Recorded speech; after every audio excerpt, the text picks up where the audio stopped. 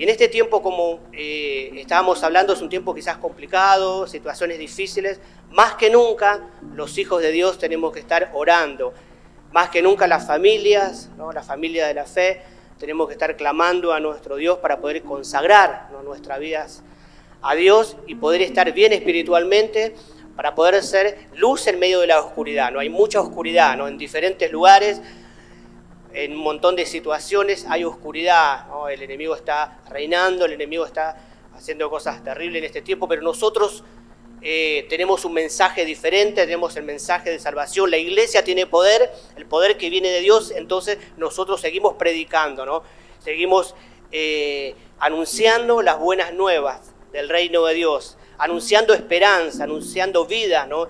En medio de tantas muertes, en medio de tanto dolor, sabemos que cuando uno tiene la presencia de Dios reinando en sus hogares, las cosas son distintas. Entonces nosotros, ¿no?, como hijos de Dios, como familia de fe, necesitamos estar bien en lo espiritual, estar bien encendidos, estar bien cerca de nuestro Dios, teniendo esa intimidad cada día. ¿Por qué? Porque seguramente tenemos, ¿no?, personas a nuestro alrededor, familia, que nos cuentan diferentes problemas, diferentes situaciones, pero si nosotros estamos desenfocados en lo espiritual, quizás una persona que no conoce de Dios o algún hijo pródigo nos cuenta alguna situación y nosotros, como estamos pensando en tantas cosas que quizás son importantes, quizás no le compartimos la palabra, no le damos aliento, no le transmitimos la paz que necesita esa persona, no le estamos transmitiendo esas palabras que vienen de la presencia de Dios.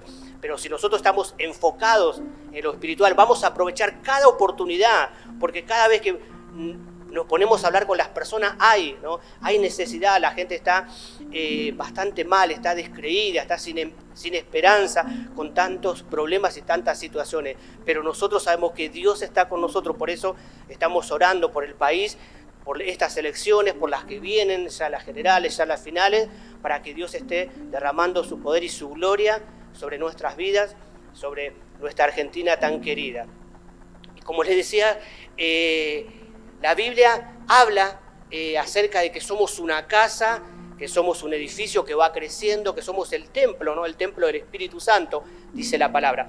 Por eso el título es Ordenando la casa, ¿no? Y sabemos que, bueno, si nosotros pensamos en nuestra casa, siempre hay cosas que ordenar, que refaccionar, que cambiar, ¿no? Es bueno que podamos hacer eso, ¿no?, en nuestra casa, pero también llevándolo al plano espiritual, vamos a ver cómo en un momento dado, ahí el pueblo de Israel, el pueblo de Judá, tuvo que ordenar algunas cosas a través del rey Ezequías, que ahora lo vamos a compartir, y cómo lo vamos a llevar al plano espiritual, las reformas que él hizo ahí en el templo, ¿no?, que estaba en Jerusalén. Como les decía, la Biblia habla de que somos templo del Espíritu Santo, que somos como un edificio que tiene que levantarse juntos, ¿no?, como hijos de Dios, juntos como iglesia, vamos creciendo unidos, ¿no?, unidos, y Cristo es la cabeza, ¿no?, del cuerpo, es la cabeza de la iglesia, y si nos mantenemos unidos, juntos, en una misma dirección, la gente va a creer, ¿no? Eso lo dijo Jesús, ¿no?, que estén unidos para que el mundo pueda creer, ¿no? Porque cuando ve gente unida, gente que está dispuesta, ¿no?, a poder ayudar a los demás, dispuesta a dar una palabra, a gente que a pesar de que puede pensar diferente, está unida en el espíritu, la gente empieza a cambiar, ¿no? La gente empieza a ver que hay algo diferente, que no todo es igual, que no todo es malo como pretende, ¿no?, el enemigo, y a cegar a las personas diciendo que todo está mal, sino que hay muchas cosas buenas. Y las cosas buenas tienen que venir de la iglesia, porque tenemos un mensaje poderoso que dar y no nos podemos callar en este tiempo. Entonces, quiero que podamos compartir en 2 Crónicas 29, vamos a leer algunos versículos, y yendo a más o menos a la historia en ese tiempo para que la podamos entender, Ezequías, vamos a leer sobre algunas cosas que hizo Ezequías, era uno de los pocos reyes de Judá que hizo las cosas bien ante los ojos de Dios, ¿no? Dice la palabra que era uno de los pocos, ¿no? La mayoría de los reyes, tanto de Judá como ahí de Israel, hicieron lo malo ante los ojos de Dios. Bueno, Ezequías era la excepción, o era una de las excepciones, una de las pocas excepciones donde hizo lo bueno ante Dios, o sea, obedeció todo lo que Dios le marcaba, todo lo que a través del Espíritu de Dios le marcaba en su corazón. Y él se encontró que el templo, ¿no? Ahí cuando empezó a reinar, su padre, ¿no? Y sus antepasados habían hecho cosas terribles en el templo. Entonces él empezó a reinar, dice la palabra que se encontró con que el templo estaba cerrado, se encontró con muchas cosas malas en el templo, se había profanado, se habían levantado altares, una situación muy difícil ahí en el templo del Señor ahí que estaba en Jerusalén. Y se dio cuenta, ¿no? Que los reyes anteriores habían hecho las cosas mal, aún sus padres, ¿no? Habían hecho las cosas mal. Entonces, bueno, decidió hacer algunas cosas, ¿no? Decidió ordenar, ¿no? Por eso el título, Ordenando la Casa. Y quiero que me puedan acompañar en segunda Crónicas 29 del 1 al 11, ahora solamente lo van a tener en la pantalla. Vamos a leer esta parte, estos 11 versículos, después vamos a leer una parte más de segunda Crónica y después también otro pasaje. Fíjense lo que dice la palabra de Dios. Segunda Crónicas 29 del 1 al 11. Dice, en el primer mes del primer año de su reinado, Ezequías reabrió las puertas del templo del Señor y las reparó. Convocó a los sacerdotes y a los levitas a encontrarse con él en el atrio al oriente del templo. Les dijo, levitas, escúchenme, purifíquense ustedes y purifiquen el templo del Señor Dios de sus antepasados. Quiten del santuario todos los objetos contaminados. Nuestros antepasados fueron infieles e hicieron lo malo a los ojos del Señor nuestro Dios. Abandonaron al Señor y el lugar donde Él habita, le dieron la espalda. También cerraron las puertas de la antesala del templo y apagaron las lámparas. Dejaron de quemar incienso y de presentar ofrendas quemadas en el santuario del Dios de Israel. Por eso el enojo del Señor ha caído sobre Judá y Jerusalén. Él los hizo objeto de espanto, horror y ridículo, como ustedes pueden ver con sus propios ojos. Debido a eso, nuestros padres murieron en batalla, y nuestros hijos, hijas y esposas fueron capturados. Pero ahora haré un pacto con el Señor, Dios de Israel, para que su ira feroz se aparte de nosotros. Hijos míos, no descuiden más sus responsabilidades. El Señor los ha elegido para que estén en su presencia, les sirvan, dirijan al pueblo en la adoración y presenten a Él sus ofrendas. Bueno, ahí Ezequías, ¿no? Vio la situación en la que estaba el templo, dice la palabra que convocó a los levitas y los sacerdotes, bueno, y les describió todo lo que estaba pasando. Seguramente habrá entrado en el templo y vio, ¿no? Vio cada detalle y habrá hecho memoria, ¿no? Habrá notado todas las cosas. Convocó, dice la palabra, a los levitas, a los sacerdotes y les dijo todas las cosas que estaban mal, todas las cosas que no estaban de acuerdo a la voluntad de Dios y todas las cosas que sus antepasados, que los reyes anteriores habían hecho ahí en el templo. Fíjense que en el versículo 3 dice que las puertas estaban cerradas y rotas, ¿no? Del templo. El versículo 5 dice que en el santuario había cosas contaminadas que no pertenecían a ese lugar. El versículo 7 menciona que las lámparas estaban apagadas, ¿no? Y las ofrendas ya no se ofrecían. Las lámparas era una de las cosas que Dios le había dicho que siempre tenían que estar encendidas ahí en el templo. Entonces el servicio a Dios estaba, ¿no? Interrumpido, ¿no? Estaba suspendido. Como consecuencia, ¿no? El rey Ezequías le dice, bueno, como consecuencia de haber hecho lo malo ante los ojos de Dios, de no haber hecho lo correcto y lo que Dios manda, ¿no? En el texto, ¿no? En la ley que ellos tenían, en todo lo que Dios hablaba a través de los profetas, Dios se ha apartado de nosotros. Ahí Ezequías estaba diciendo. Entonces, Dios estaba lejos de ellos porque ellos se habían primeramente alejado de Él. No había consagración en los levitas, los sacerdotes ya se habían olvidado de sus responsabilidades, cada uno preocupados por sus vidas, por sus casas, por su familia. Entonces, cuando los llama Ezequías, una de las cosas que les dice que en esa condición no podían servir a Dios. Primeramente tenían que ordenar toda la casa de Dios, todo el templo, pero primeramente también tenían que ellos consagrarse al Señor, tenían que purificarse, hacían todo un rito para poder estar bien delante de la presencia de Dios. Entonces no podían servir a Dios en esa condición, tenían que purificarse, tenían que hacer diferentes cosas, pero Ezequías los estaba invitando a que puedan cumplir con sus responsabilidades, ¿no? Pero fíjense que esta invitación no es solamente para los levitas y para los sacerdotes que tenían que ahí ministrar en el templo y tenían que servir a Dios, sino que la invitación era para el pueblo también, para todo el pueblo. Vamos a fijarnos ahí un capítulo después, en el 30, Segunda Crónicas 30, 3 versículos del 6 al 9, dice la palabra: por orden del rey se enviaron mensajeros por todo Israel y Judá con cartas que decían: oh pueblo de Israel, vuélvanse al Señor, Dios de Abraham, de Isaac y de Israel, para que Él se vuelva a los pocos de nosotros que hemos sobrevivido la conquista de los reyes asirios. No sean como sus antepasados y parientes que abandonaron al Señor. Dice, no sean como sus antepasados y parientes que abandonaron al Señor.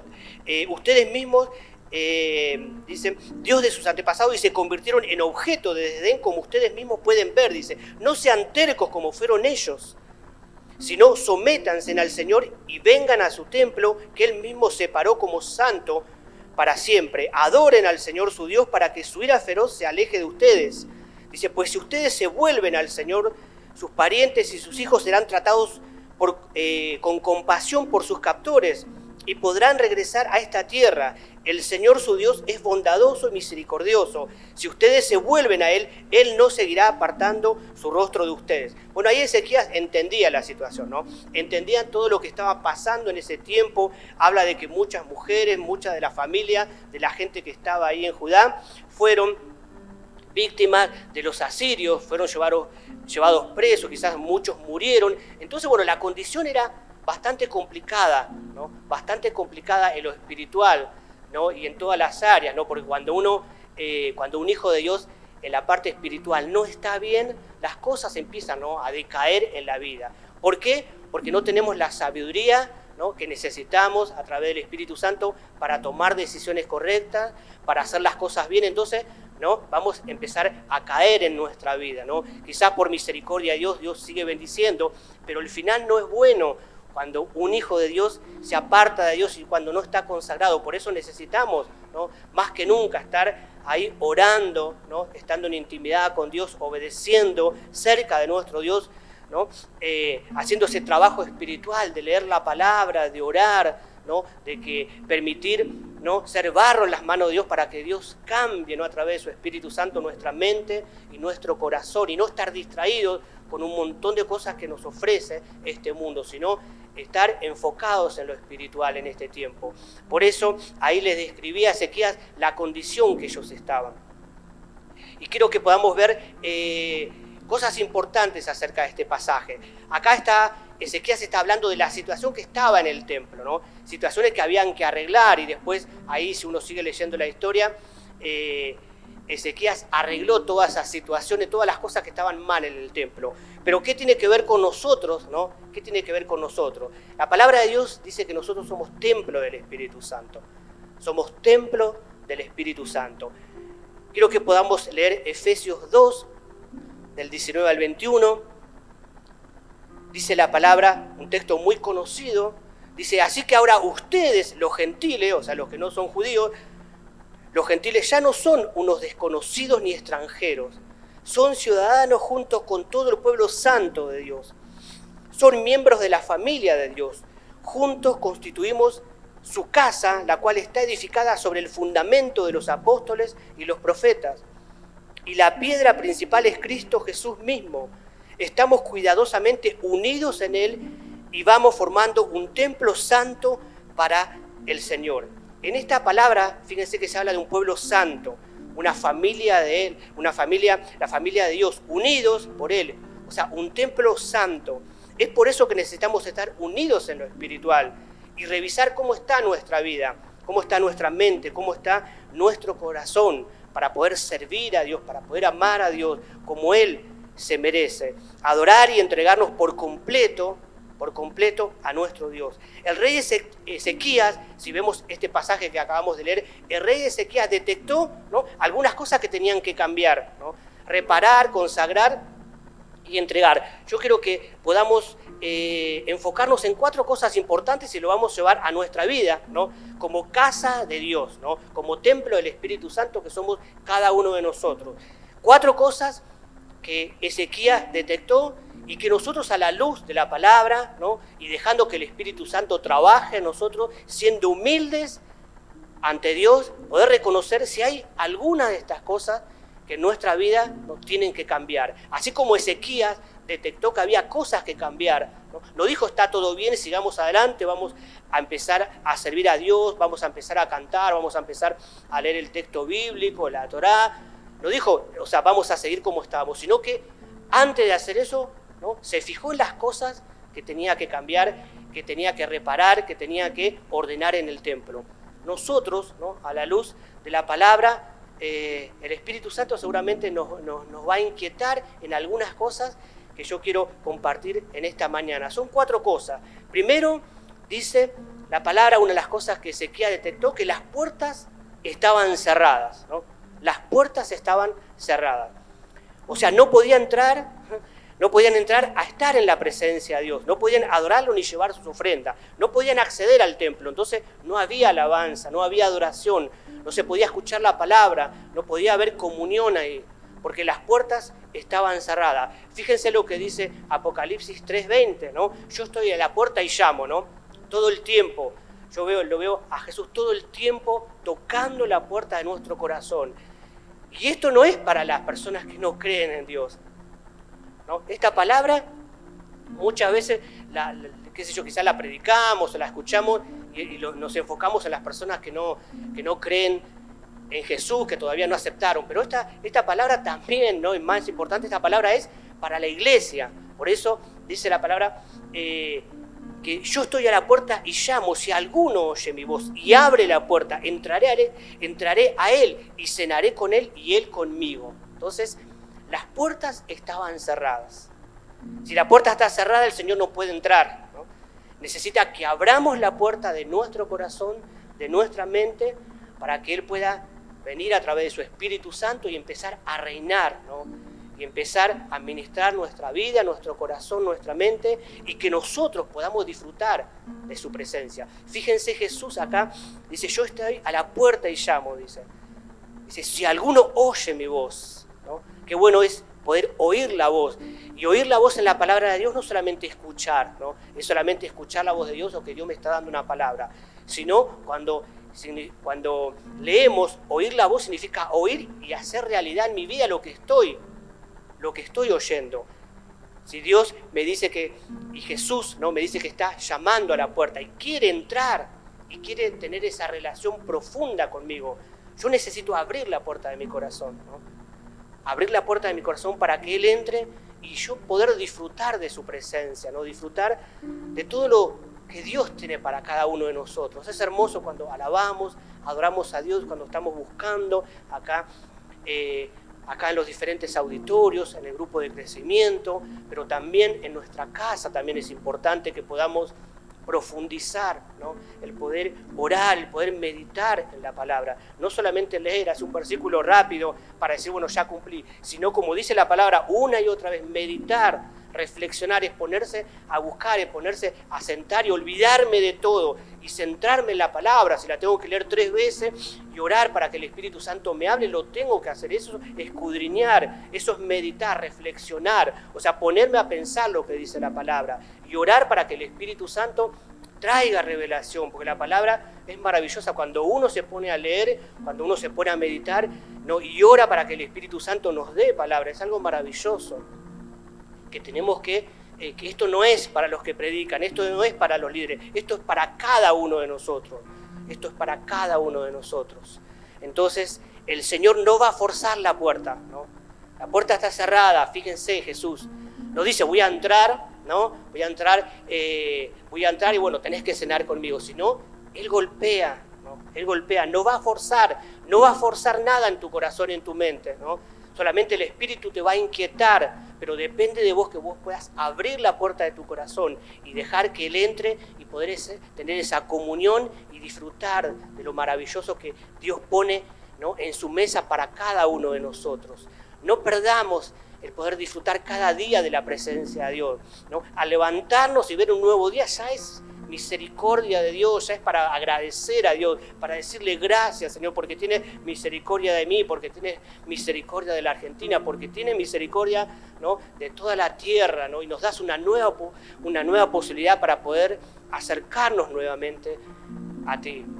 Entonces el Señor no va a forzar la puerta, Él está invitando todo el tiempo para que lo dejemos entrar a nuestra vida.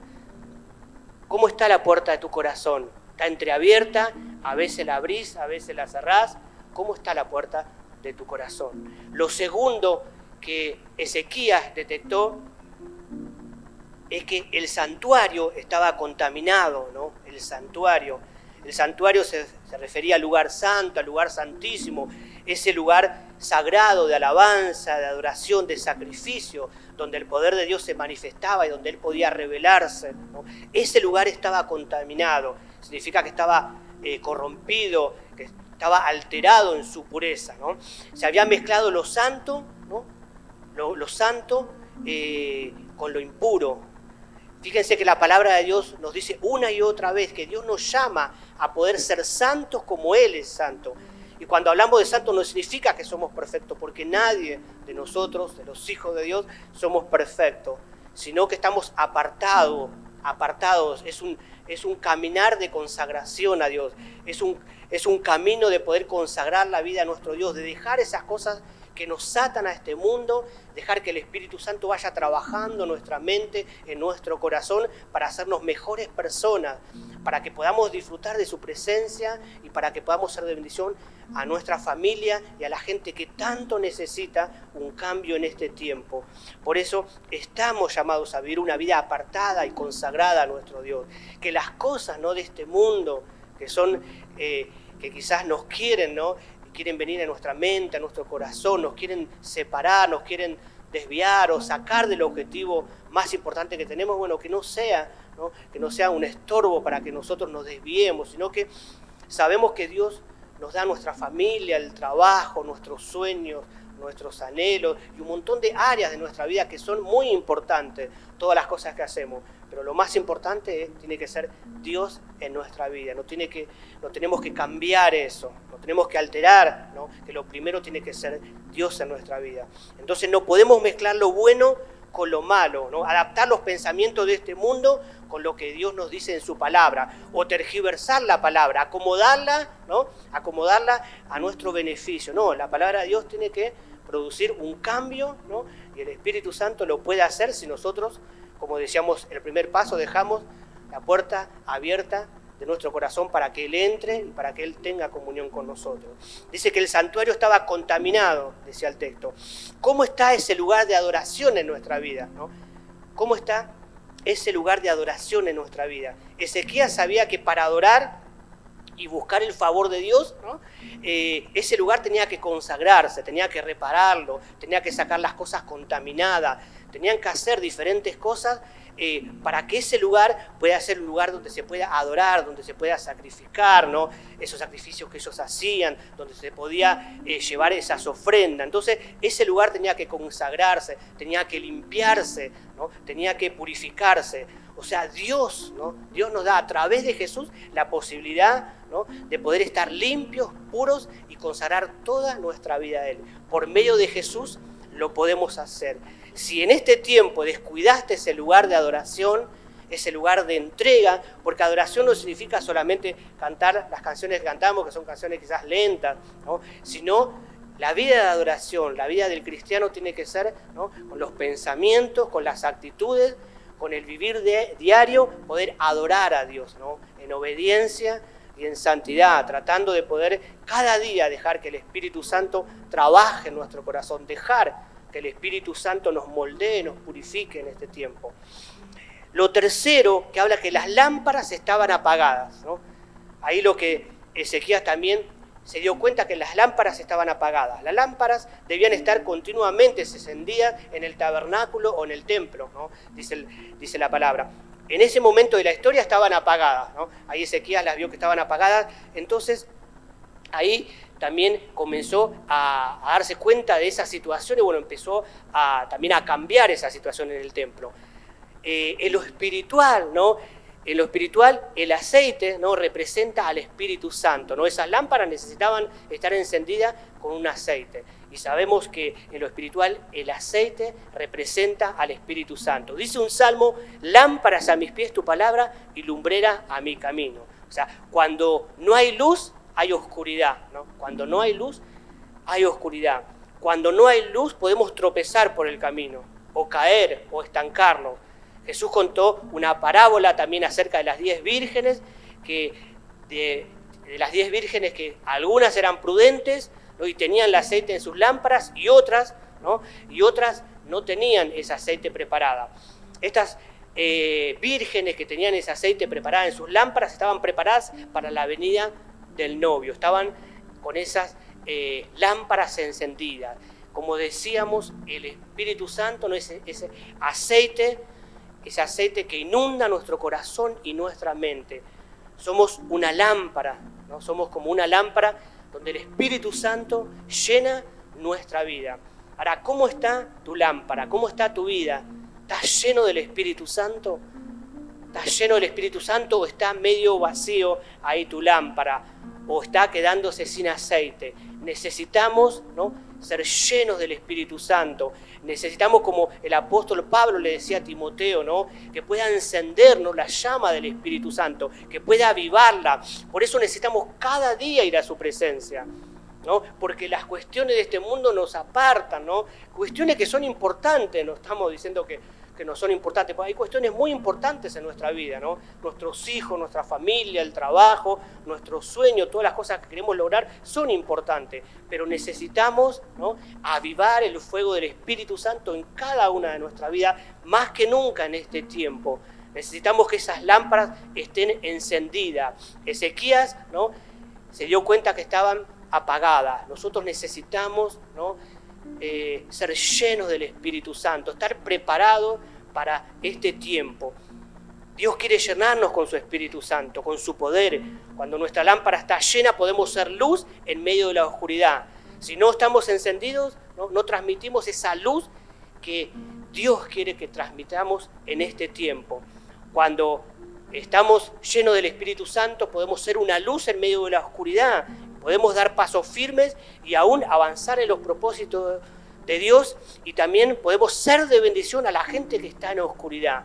Por eso es tan importante que podamos estar encendidos y que las lámparas, nuestra vida, estén encendidas en lo espiritual. Lo cuarto, para terminar, dice: las ofrendas ya no se daban.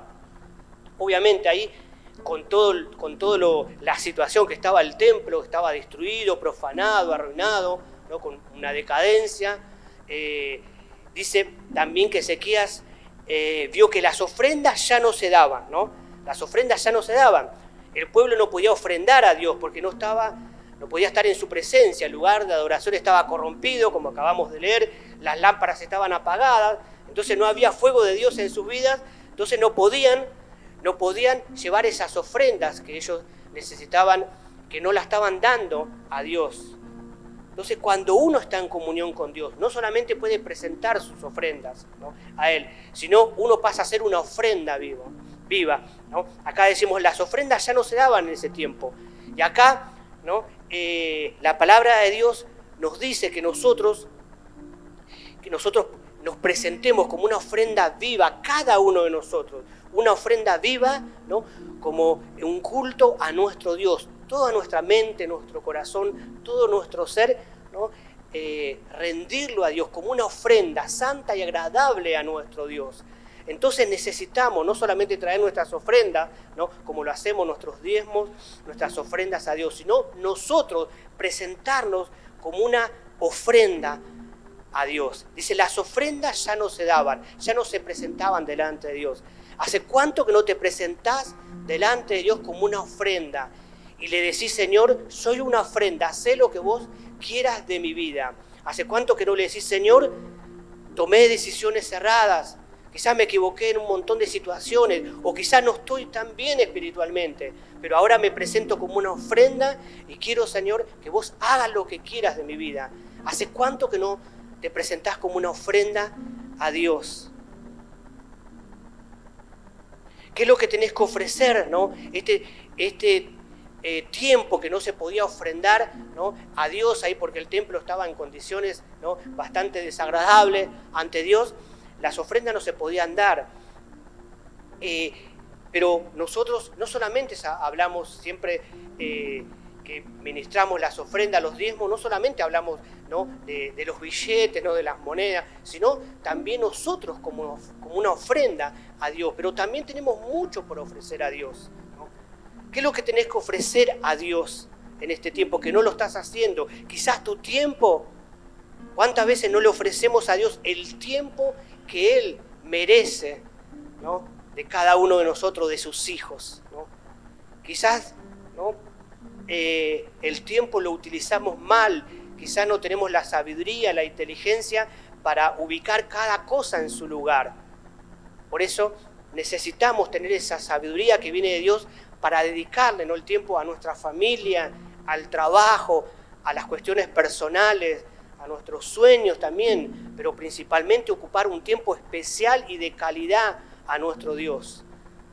¿Hace cuánto que no le ofreces, ¿no?, el verdadero tiempo que necesita tu vida? No es que Dios necesita que vos le des tu tiempo, sino nosotros necesitamos darle ese tiempo de calidad para que Dios obre en cada uno de nuestros corazones.